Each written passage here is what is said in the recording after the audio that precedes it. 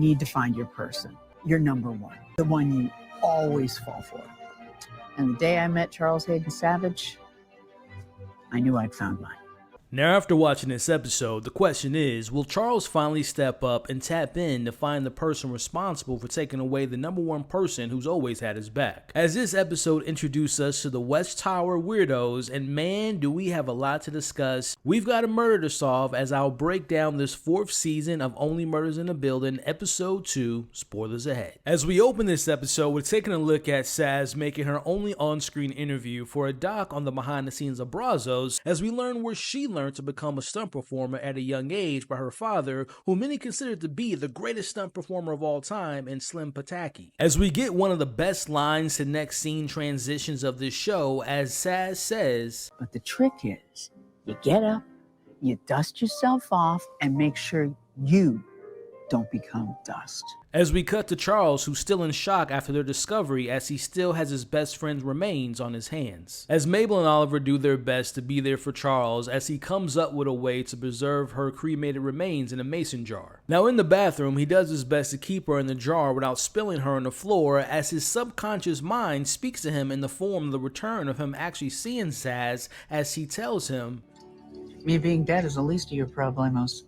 Now before we continue, it's important to note that this week's episode is yet again titled after a film. Gates of Heaven was an indie doc directed by the living legend Errol Morris. Now this happened to be his first film, which showcased the workers in the animal burial industry while dealing with the heavier existential questions regarding mortality and the afterlife. Now this may seem like a bit of an odd choice to name this episode after, but as we'll discuss in this breakdown, I'll make the connections between the title and its importance to this particular story. As we watch Mabel and Oliver try to line up the angle in which Saz was shot from the window. Now after cleaning up, we see Charles wants to get the police involved, but Mabel and Oliver stop him because they want to take a shot, pun intended, to solve this murder by questioning the neighbors on the west tower of the building, in which Charles agrees. Now so far, they know the following. Okay, so Saz came up here for the wine. There's a bullet hole in the glass, and I found a couple of shards on the windowsill, so it seems the bullet came in, not out. And also, Howard's cadaver dog thinks there was a body about here and then dragged to the trash chute by someone who had access to your apartment, which is terrifying. Now last week again, I pointed this out, but whoever this person is, they seem to have access to Charles's apartment. Now speaking of Charles, he comes up with the idea to order some luminol to see the bloodstains left on the floor to find some more clues. Now as they get things going, me mentioning in last week's breakdown about Charles being the one targeted comes into play in this scene, as Mabel and Oliver remind him how all of this appears to have been for him to be killed. Now Charles is in disbelief of this claim of someone trying to murder him as they look over the random notes they found in LA, as Dutanov name is brought up, a name we hear a lot in this episode, and right now seems to be the prime suspect number 1 by the end. But I do want to point out one of the notes I don't remember hearing about last week, and that is the one that says sick pup. Now you can't forget about Oliver's dog Winnie, who was poisoned back in season 1, and that was never resolved, so we never knew who actually did that. Which to me means that the killer may have been involved since the beginning of the series. Now I would love if the showrunners have been planning this since the start and playing the long game here, like this clue has pointed out. Now Charles ultimately decides to call 911, and let me tell you something, the running joke of how long the wait time was hilarious. Now as they wait, Oliver comes up with the idea to case out the West Tower, filled with weirdos, loners, and renters, as we're introduced to Stink-Eye Joe. He seems hostile. Always looking over here, giving me the stink eye. The Sauce family. Always stirring some kind of sauce at all hours. But looking over here. 3 people, lots of pots. The oddest one of all. Christmas all the time guy. Handsome guy, always working out, never takes down his Christmas decorations. Wears a Christmas sweater all year round. Besides that one apartment that never opens its blinds. Now this might be a throwaway line, but Charles says that the reason the West Tower was sealed off to the rest of the building was because sealed off the West Tower from the real Arconia after a Westie opened a brothel. Pretty good one, too. Again, that could just be a joke, but maybe there's more to that story, and you won't believe where my mind goes when I share with you all my wild theory a little bit later in this breakdown. Now, Charles is essentially put on house arrest by Mabel and Oliver to keep him safe, as they say, as they investigate, leaving him alone with himself and his inner thoughts as Saz. Now, near the elevator, they discover a sign for a building meeting for keeping the movie from being shot there. Now, I definitely have a feeling that that will be a plot point in the future episodes, but the question is, did the killer put this sign together, and will they try to stop this film from actually happening? Now here's where we get our first name drop of the episode, as Charles watches Saz interview from the beginning of this episode as she talks about watching Gates of Heaven, and it goes hand in hand with the summary of the actual film. It was about pet cemeteries, but with some deep existential shit about the afterlife.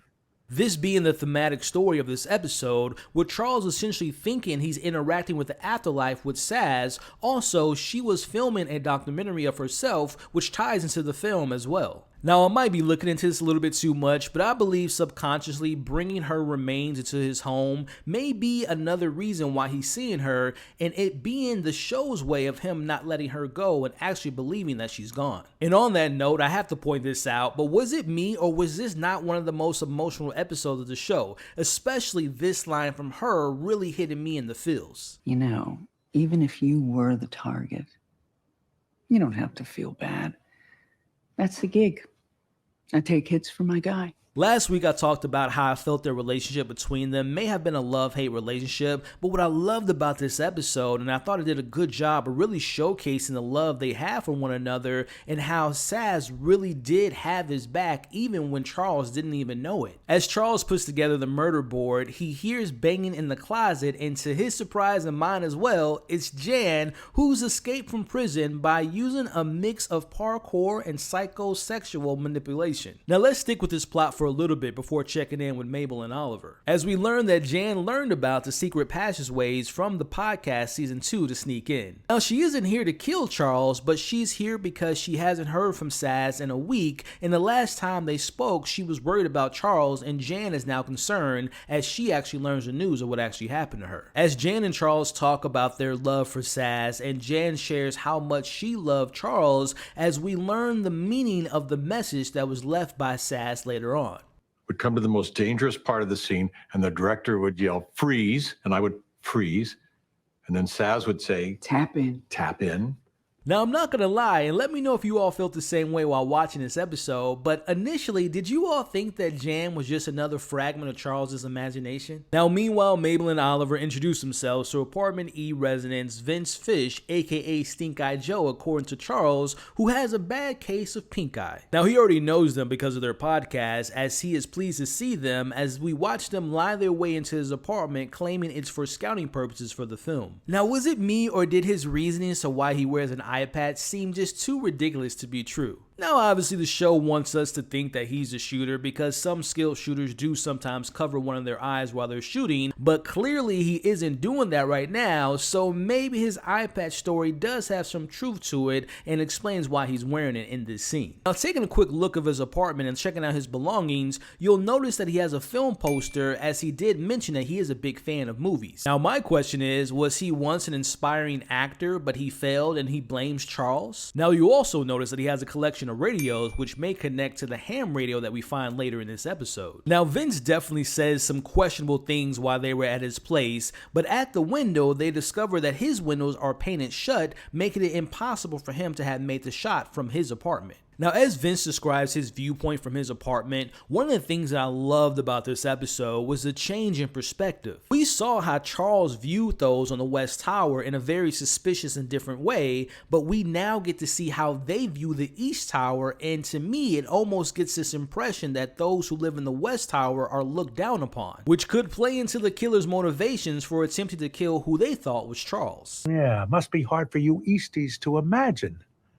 You're always lifting your windows and in the fresh air. As we watch, Vince invites Mabel and Charles to play a dangerous game of Oh Hell with the neighbors. Now, Oh Hell is an actual card game that is said to be full of tricks in a game that will come full circle later on. As we meet Inez, Afonso, and their daughter Anna, we learn that Inez is madly in love with Charles and Afonso isn't happy about that. I want you all to keep note, that's another West Side resident that isn't a fan of Charles. Now in this scene, notice when Mabel and Oliver arrive to the West Tower, you'll see how this just seemed to be a front to me. They definitely have prepared for this day. Now I think eventually the young daughter Anna will probably be the one to crack, because whatever they're doing, she might not be okay with it, and the line of her mother telling her to fix her face makes me believe that. Now while playing the card game Oh Hell, we see it can be addictive to newbies like Mabel, but again we learn about Inez's love for Charles, who's her hall pass by the way, and again we see how this upsets her husband. As Mabel and Oliver witness a Westie secret involving a knife and something in the bathroom, which we see Oliver wins a hand by achieving and gets to see what's all the fuss about in the bathroom. Now I'll admit I'm no card expert, and when I looked up Oh Hell, which again is a real game, when reading the description of how it's played, I had no idea what it meant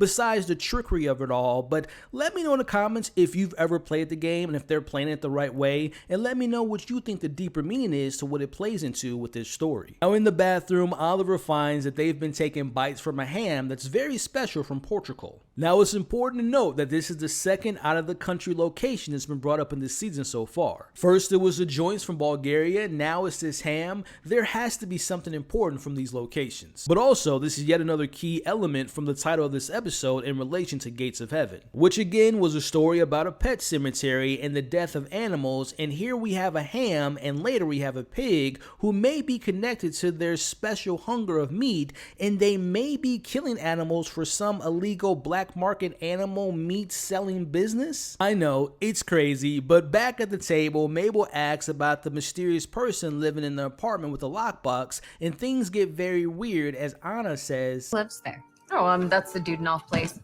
Do you know how we could contact them? No, I don't think Haven't he'll seen be him. that Been out much of luck. town. He's Yeah, like I don't even think he shut-in. has a telephone.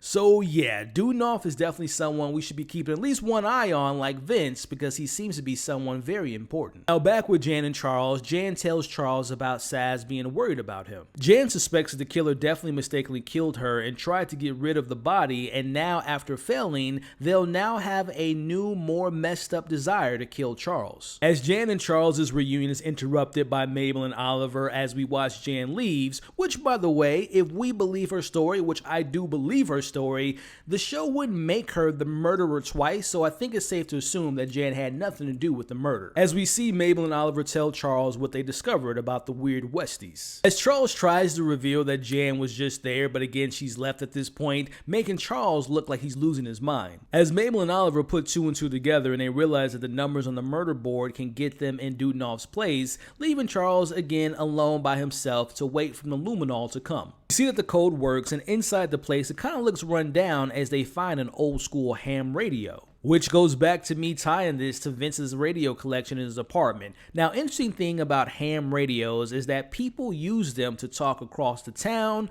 around the world, or even into space without internet or cell phones. Around the world, huh?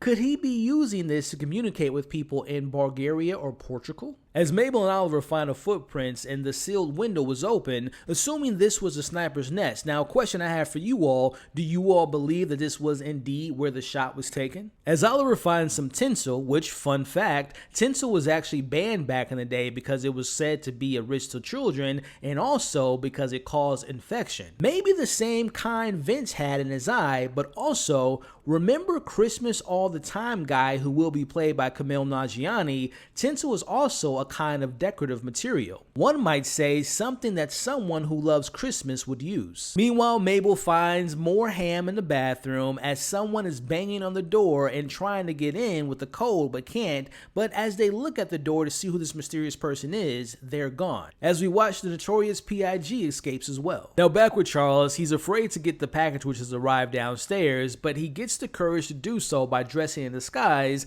but opens the door to find the NYPD at at his door, and if you know me, my favorite character return in Detective Williams, who's here to check on him after Jan's escape. Now, to her surprise, Detective Williams learns that Jan was there and that there's been another. Like to report a murder.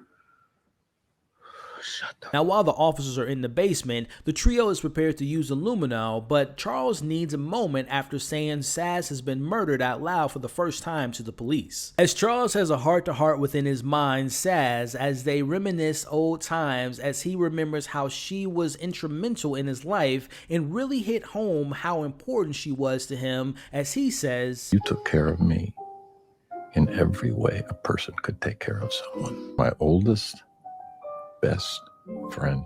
I do without you." Man, again, this show can be funny and fun, and we all love the jokes and the chemistry of our main leads, but when they want to play on the emotional beats, they do it so damn well. As our trio finds where her body was last at her death, but they also find her message to Charles, tap in. Man, what a great callback, as this is Charles's opportunity to tap in for her and solve the case of who killed his best friend. As we end this episode with essentially East Coast versus West Coast, and each of them looking at each other through the window, Oliver pieces together that the code upside down was oh hell, as Charles says, We're not investigating Saz's murder, we're investigating mine.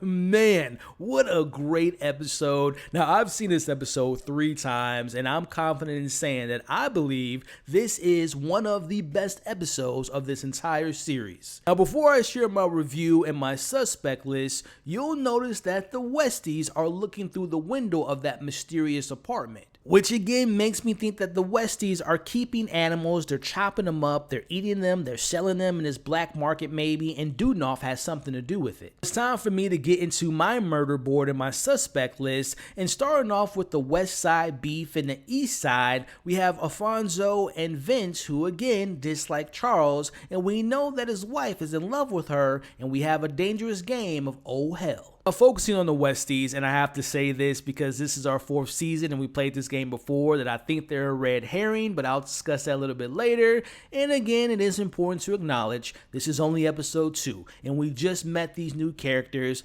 but while they're definitely up to something weird, let's talk about them for a second here. Let's talk about the Sauce family. What's in the sauce? Why are they always stirring it? Now, focusing on the husband, he has his reasons for not liking Charles, but keying in on the whole family for a bit, including Vince as well. Now, do they have some type of weird underground ham and sauce business, which would be similar to what happened back in the day, as we learned about in this episode with the brothel? It was illegal and they don't want anyone to know about it. Again, this goes back to my theory about the ham radio. Could they be using the ham radio to communicate with people overseas in Bulgaria and Portugal? And again, they have this weird animal food black market situation going on. Now, sticking with the legal businesses, here's a little bit of a wild theory. What if Charles visited that brothel back in the day, he met a woman, she got pregnant, she didn't tell Charles, she was married, and the husband found out that he isn't the father, and all these years later, he now wants to get revenge by planning to kill Charles? And what if that individual is Dudnoff?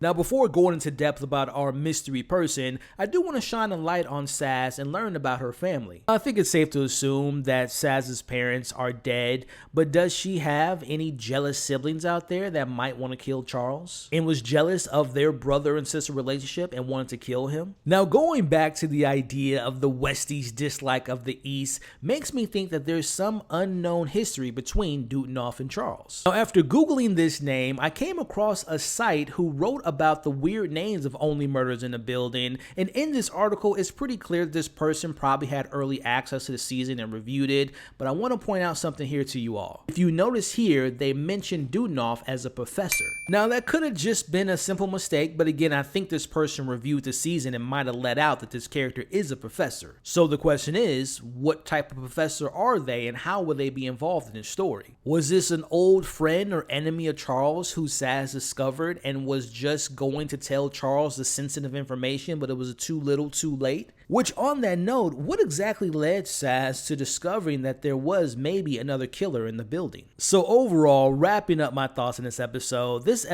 proved to me that there is plenty of gas in the tank of the show because the building has so many people and mysteries that go back to the original season, and all these residents have their weird lives. Now, the LA stuff was funny last week, and I am interested to see what they do with that, but this episode, this is the secret sauce. The building is the secret sauce, as well as obviously our trio in the building. That's the heart and soul of this story. And just the idea that you can be living next to a killer, hence the title of the show, this episode again was just amazing. Now, I do want to point out what wonderful performances by both Steve Martin, but the MVP for me was Jane Lynch as Saz. Her performance was so brilliant because of how she played someone who's only seen by one character, and the way she played someone who's made up and playing into Charles Essentially's inner thoughts was nothing short of incredible. Now, I don't know if we'll continue to see Charles interacting with his inner thoughts in the form of Saz moving forward, but I think the episode did a really good job of playing into the idea of the gates of heaven, and maybe she's now in heaven, and essentially he was grieving over her in this episode, and he's now moving forward, and he's no longer afraid of the killer, and he only wants to get justice for his friend. Now, I also got to say, like I mentioned earlier, I love Detective Williams. I love that they're going to be in the story now. And I also really love the cameo in Jan, which, by the way, let me know in the comments, will we see more of her in the season? Will she get caught? Will she help out our trio moving forward? Let me know in the comments below. So that's going to be the end of this week's breakdown of Only Murders in the Building. It is now your turn to go ham in the comments and share your thoughts about everything we discussed in this breakdown, but also, of course, share the Easter eggs you all found, the deeper meanings you all took away from this episode, and my favorite part is reading you all's theories. Let me know what you all think about the weird Westies in the West Tower. Now, if you made it to this point in the video, I really appreciate you all for the support and sticking around and watching this. If you're still here, do me a favor, put right now in the comments, #NotoriousPIG. Now, I'll be back next week to discuss episode 3. If you appreciate and enjoy these breakdowns, please be a sweet ham and hit the like and share this video to anyone and everyone you know that loves the show just as much as we do. And please consider subscribing and hitting that notification bell. You all are amazing. Stay safe, and I'll see you all on the next video.